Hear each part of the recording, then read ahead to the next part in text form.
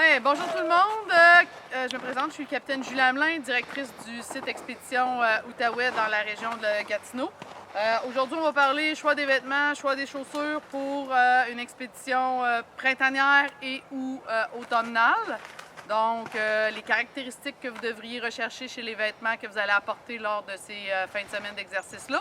Donc, prenez quelques minutes, allez fouiller dans vos tiroirs, dans votre garde-robe, sortez les vêtements que vous apporteriez normalement dans une fin de semaine d'exercice, puis revenez, mettez le vidéo sur pause, puis ensuite de ça, on va passer à travers les caractéristiques que vous devriez regarder pour choisir ces vêtements-là.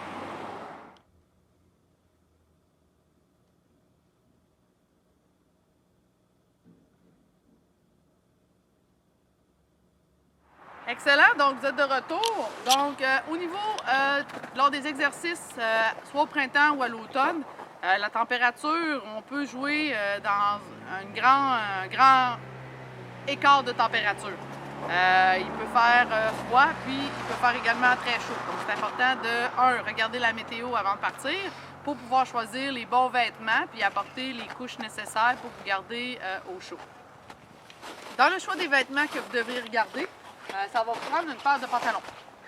Donc, l'avantage de ces pantalons-là, moi ce que j'aime, c'est que si jamais c'est froid, la beauté c'est que j'ai la version pantalon, qui existe là. Puis si jamais la température change, puis on pogne une journée où c'est que la température monte au-dessus des 20 degrés Celsius, bien je suis capable de dézipper le bas de ma jambe. Puis à ce moment-là, je me ramasse avec une paire de shorts. Donc un pantalon comme ça peut être pratique lors des exercices tant à l'automne qu'au printemps. Ensuite de ça, ça va vous prendre un chandail. Donc, encore là, pour le choix des chandails, on va y aller avec quelque chose de technique, donc un vêtement technique. C'est quoi? C'est ceux qui connaissent un peu le dry fit, ça en est un. Sinon, vous allez regarder à l'intérieur de votre chandail, il y a toujours la constitution du chandail qui est indiquée sur une petite étiquette. Donc, si on prend celui-ci, qui est utilisé pour la course fourrette des cadets de l'armée, on est quand même conséquent dans nos choix de vêtements.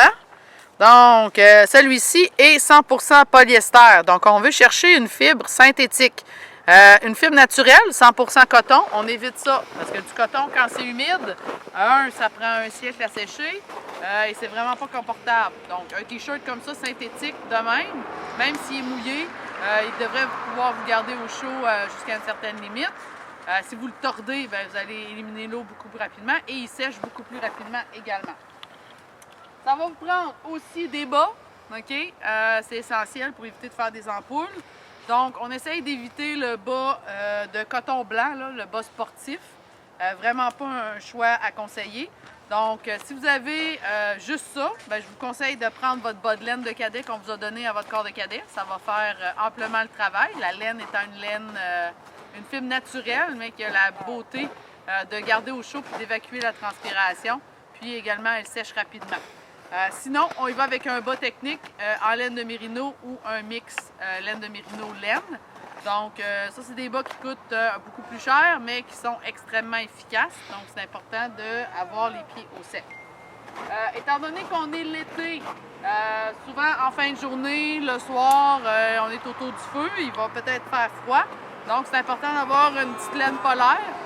Qu'on va mettre le soir lorsqu'on a fini nos activités puis qu'on bouge moins puis qu'on est moins active. Donc, ça vous permet de vous garder au chaud. Et si durant votre fin de semaine, il annonce de la pluie, bien, c'est important d'avoir un imperméable. Donc, une coquille, comme celle-ci, qui est extrêmement résistante à l'eau. Donc, va vous permettre de vous protéger des intempéries de la pluie. En plus, si jamais il fait chaud, bien, on a les fermetures éclairs sous les bras qui permettent d'évacuer la transpiration puis l'humidité qu'on va dégager là, en faisant des exercices, des activités au sein du programme. C'est bon? Donc, un imperméable comme ça. Si vous n'avez pas ça, ben, le poncho, traditionnel avec les snaps en dessous, va pouvoir faire l'affaire. Puis dans le pire des cas, bien, il y a toujours le sac à poubelle noir, qu'on fait un trou pour la tête puis deux pour les bras. Le problème du sac à poubelle, c'est qu'effectivement, l'eau ne rentrera pas à l'intérieur parce que c'est quand même un sac à poubelle, mais la transpiration ne sortira pas non plus. Donc, les coquilles, l'avantage qu'on a, c'est qu'elles permettent d'évacuer la transpiration à l'extérieur, donc de ne pas être humide à l'intérieur. On passe maintenant au choix des souliers. Donc, on évite, s'il vous plaît, les bottes de combat, à proscrire lors des activités de centre expédition qui ont lieu soit au printemps ou à l'automne. Les activités que vous allez faire, de toute façon, c'est soit du canot, soit de la randonnée pédestre ou soit du vélo. Donc, on va choisir quelque chose qui va être adapté à ça. Donc, si vous êtes en randonnée pédestre, le choix ultime, c'est vraiment une botte de randonnée pédestre, qui est beaucoup plus rigide qu'une paire d'espadrilles ou une paire de Vans pour faire de la planche à roulettes. Va protéger votre fille parce qu'elle monte un petit peu plus haut, et va être efficace avec la semelle là, sur les sentiers si c'est boueux ou glissant. Donc, une paire de bottes comme ça, excellent pour ce qui est de la randonnée pédestre. Par contre, ça, vraiment pas adapté pour la pratique du vélo de montagne ou encore la pratique du canot. Donc, à ce moment-là, on va plus y aller avec un espadrille. Donc, une paire d'espadrilles adaptées à l'extérieur. Donc, dites-vous qu'en canot, ça se peut que vos souliers soient mouillés. Donc, si vous avez une vieille paire d'espadrilles, celles qui sont vraiment finies scrap, bien, cette paire d'espadrilles-là peut être parfaite pour le canot. Puis, votre autre paire d'espadrilles, bien, elle va servir pour le vélo de montagne. Donc, au niveau de la paire d'espadrilles, on essaie de trouver quelque chose qui offre un bon support. Donc, une paire d'espadrilles pour le sport, le multisport, ça serait parfait pour ça. Les souliers de planche à roulettes ou les Converse, vraiment pas adaptés lors de nos activités de centre expédition. OK, une des choses importantes lors des activités de cadet, que ce soit à l'automne ou au printemps, c'est de protéger la tête contre les coups de chaleur, les insolations au soleil.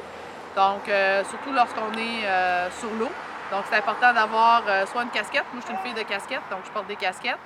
Sinon, vous avez votre téléhat de cadet, là, votre chapeau de cadet qu'on vous donne sur les camps d'été, qui fait très bien le travail, qui va protéger, là, dans le fond, votre tête là, contre les coups de chaleur et les insolations.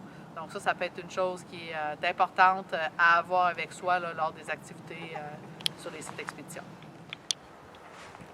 Dernière petite chose, lors de nos activités de centre expédition, que ce soit au printemps ou à l'automne, des fois c'est un peu frais le soir et la nuit. Donc, une chose qui pourrait être pratique, c'est de toujours avoir une petite tuque pour se protéger le soir lorsque c'est frais, puis également là, une paire de petits gants, toujours pratique là, pour se garder au chaud lors des moments là, où on est un peu moins actif.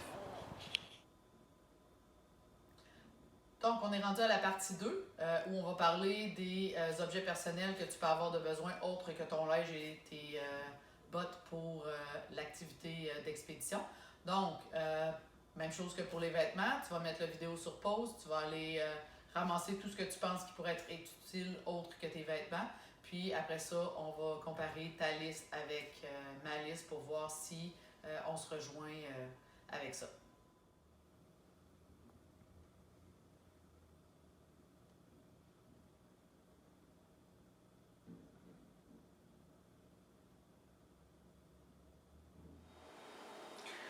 Prochaine partie, on va toucher à tout ce qui est équipement personnel que tu as besoin d'avoir avec toi lors d'une fin de semaine d'expédition. Une des choses ultra importantes, c'est avoir une trousse d'hygiène personnelle, autant pour ton confort personnel, mais aussi pour les gens qui vont te côtoyer de très près ou de très loin durant ta fin de semaine d'exercice. Donc, dans les choses essentielles que tu dois avoir avec toi dans une trousse d'hygiène personnelle, on parle d'avoir une brosse à dents et de la pâte à dents. Ensuite de ça, un déodorant. Ensuite de ça, une petite serviette ou une débarbouillette que tu vas utiliser pour te laver le visage et laver les parties, t'assurer d'être propre lorsque tu te couches le soir ou lorsque tu vas t'écouter ta journée d'entraînement. Puis également du papier de toilette, toujours essentiel en exercice. Il y a beaucoup de choses qu'on peut rajouter à cette liste-là, ça c'est les essentiels. Si tu prends des médicaments, c'est important d'avoir tes médicaments avec toi. Mesdemoiselles, si vous savez que vous allez tomber dans votre période où vous risquez d'être menstruée, c'est important de prévoir des tampons ou des serviettes sanitaires pour pouvoir vous assurer d'être confortable durant votre journée, durant vos activités d'expédition.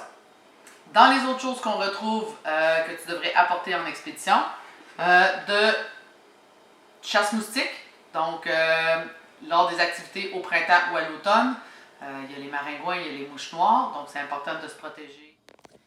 OK, si tu n'aimes pas ça mettre de l'insectifuge, il se vend sur le marché des petits moustiquaires que tu peux porter par-dessus ton chapeau, par-dessus ta casquette. Donc ça, c'en est un exemple. Dans les autres choses qui seraient importantes d'avoir, avoir un baume à lèvres. Le fait d'être en plein air, exposé aux éléments, au vent, au soleil ou au froid, ça va aider à protéger tes lèvres. Si on est dans les activités plus estivales, même printemps ou même à l'automne, des fois on a des belles journées. Lorsqu'on fait les activités sur l'eau, entre autres, important d'avoir une crème solaire. Les crèmes solaires sont toujours catégorisées avec le FPS, qui est l'indice de protection.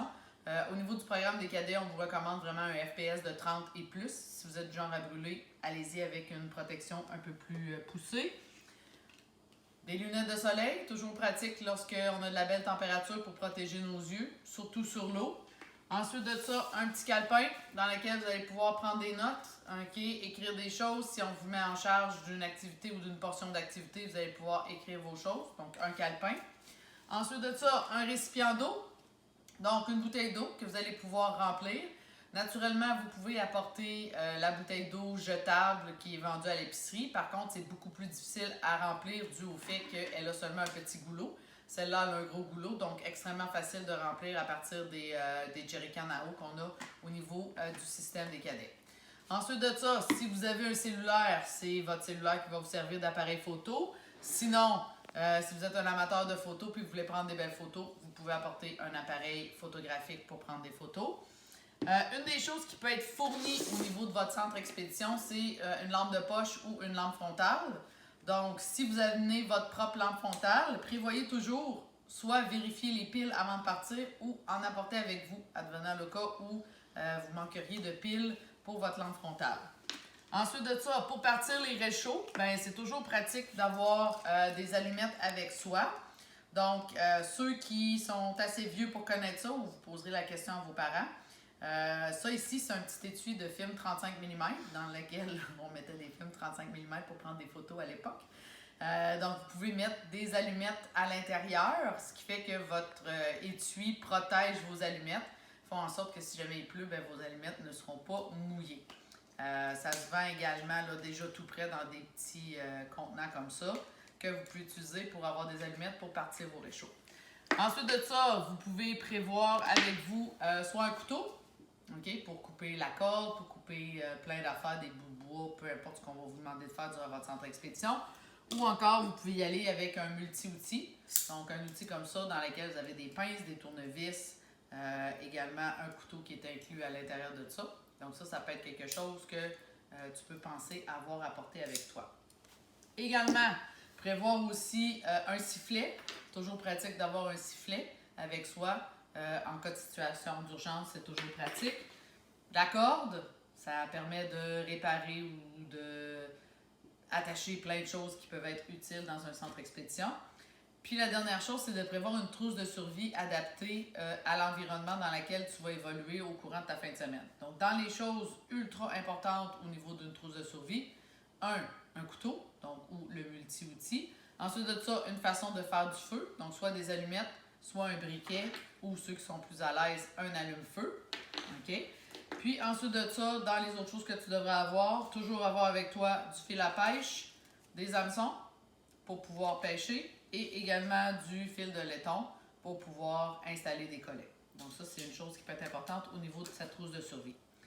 Dans les autres choses, on est en 2021. La plupart d'entre vous, vous avez un téléphone cellulaire que vous allez utiliser pour écouter de la musique, prendre des photos, répondre à des textos, mettre à jour le Facebook du centre expédition, donner des nouvelles aux autres membres de votre corps de cadets.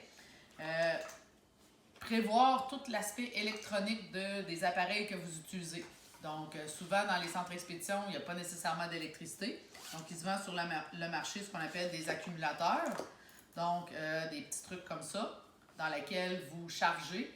Puis, à partir de ça, vous avez l'équivalent d'une charge de batterie. Donc, ça vous permet de recharger vos appareils électroniques. Donc, ça peut être quelque chose que vous pouvez penser apporter avec vous pour vous assurer de pouvoir utiliser votre électronique tout au long de la fin de semaine.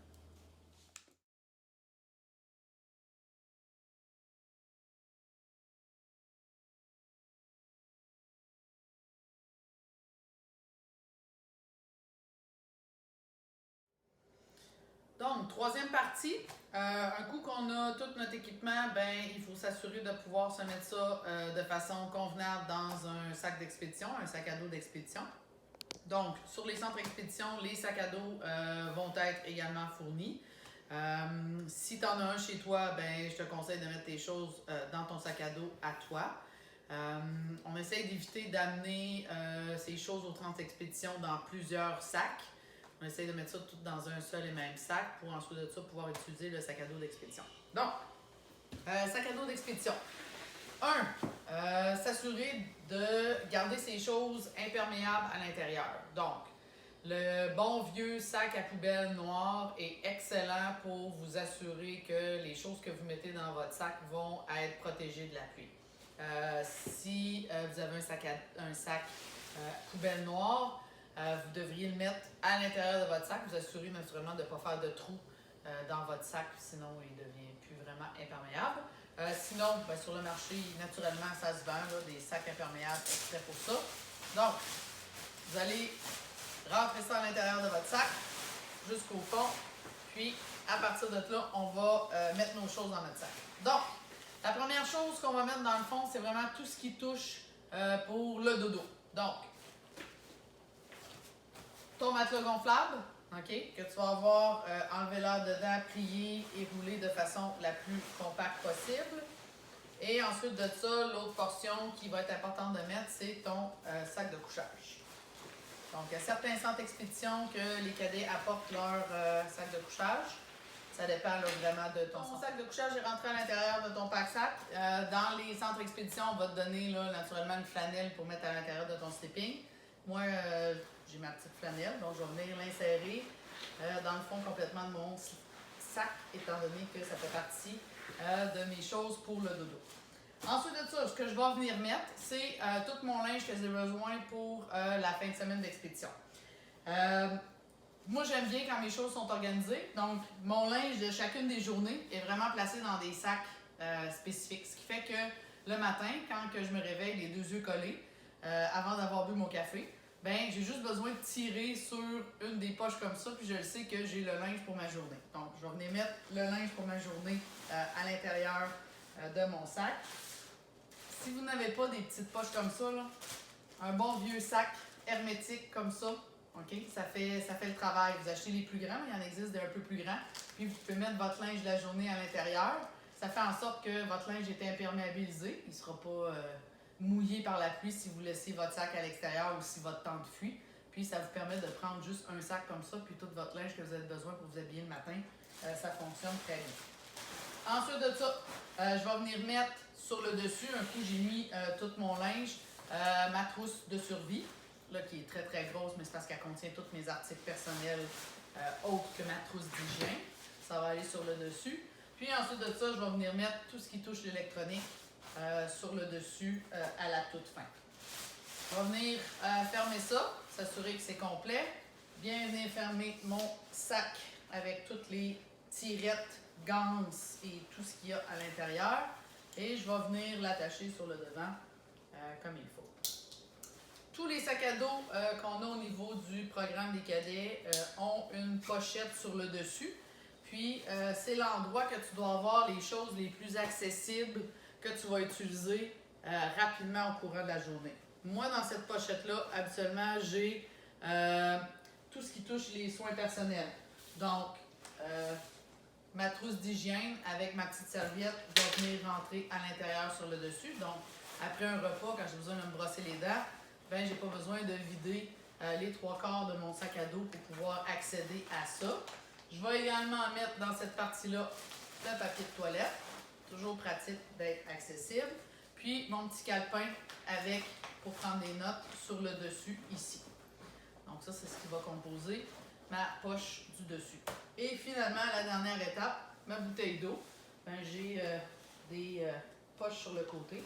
Puis ça va venir s'insérer sur le côté comme ça. Donc, si tu regardes mon sac à dos, tout ce que je possède, que j'apporte durant la fin de semaine, rentre à l'intérieur du sac. J'ai absolument rien qui est accroché à l'extérieur avec des mousquetons ou des sangles autres. Tout rentre à l'intérieur, ce qui fait que tout mon matériel est protégé Puis je risque pas de perdre du matériel en me déplaçant parce que c'est tombé de mon sac à dos, parce que c'était accroché à l'extérieur avec des sangles ou des ganses. Donc, durant ta fin de semaine d'expédition, comme tu vois, quand j'ai fait mon sac, il y a des vêtements que tu n'as pas vu passer, que j'ai parlé tout à l'heure. Je peux te montrer où on les met. Donc, mes petits gants, puis ma tuque, lorsqu'il fait froid les soirées d'hiver. Moi, ça s'en va dans la petite poche sur le dessus ici. Donc, facilement accessible si la température change rapidement. Puis, mon imperméable, puis ma couche polaire, bien ça va s'en aller dans la portion principale de mon sac. Donc, quand je vais ouvrir mon sac comme ça, j'ouvre ça à l'intérieur. Et sur le dessus ici, c'est à cet endroit-là que je vais mettre mon imperméable puis ma laine polaire. Ce qui fait que lorsque j'ai besoin de changement de température rapide, il se met à pleuvoir ou il se met à faire froid, bien ce bout de vêtement-là qui est très pratique à avoir se trouve à être sur le dessus de mon sac ici. Donc, j'ai pas besoin là, de tout vider pour y avoir accès. Donc, ça s'en vient ici sur le dessus, comme ça. Et on referme le tout et c'est facilement accessible. Une autre chose importante, quand moi je pars dans une fin de semaine d'expédition, c'est pas compliqué, j'ai un kit de jour, un kit de soir puis un kit de dodo. Donc c'est quoi ces kits-là? Le kit de jour, c'est les vêtements que je vais porter durant ma journée pour les activités qui vont se passer entre 7 h le matin puis 5 h le soir, par exemple. Mon kit de soir, c'est un coup que j'ai fini mes activités. Donc, je fais plus de canot, je fais plus de vélo, je fais plus de randonnée pédestre, je fais plus de ski ou je fais plus de raquettes. Je vais mettre du nouveau linge qui va être propre et sec puis que je vais porter en soirée. Donc, avant d'aller me coucher. Et finalement, j'ai un autre kit qui est mon kit de dodo, qui est le linge que je vais porter pour dormir le soir. La seule chose sur laquelle je lésine pas, c'est les sous-vêtements, parce que j'aime ça avoir des sous-vêtements propres à chaque journée. Sinon, ça donne rien d'amener toute ta garde-robe. Ça prend beaucoup de place. Puis plus tu en amènes, plus faut que tu le gères. Puis lorsque tu n'as pas beaucoup de linge, ça fait en sorte que tu fais attention à tes choses. S'il y a une mare d'eau, je n'irai pas piler dedans avec mes espadrilles. Je vais faire le tour à côté. Tandis que si tu as amené 14 paires de souliers puis 12 paires de bas, tu vas passer dedans. Mais après ça, il faut que tu gères des souliers mouillés puis des bas mouillés. Puis, il faut que tu les ramènes chez toi.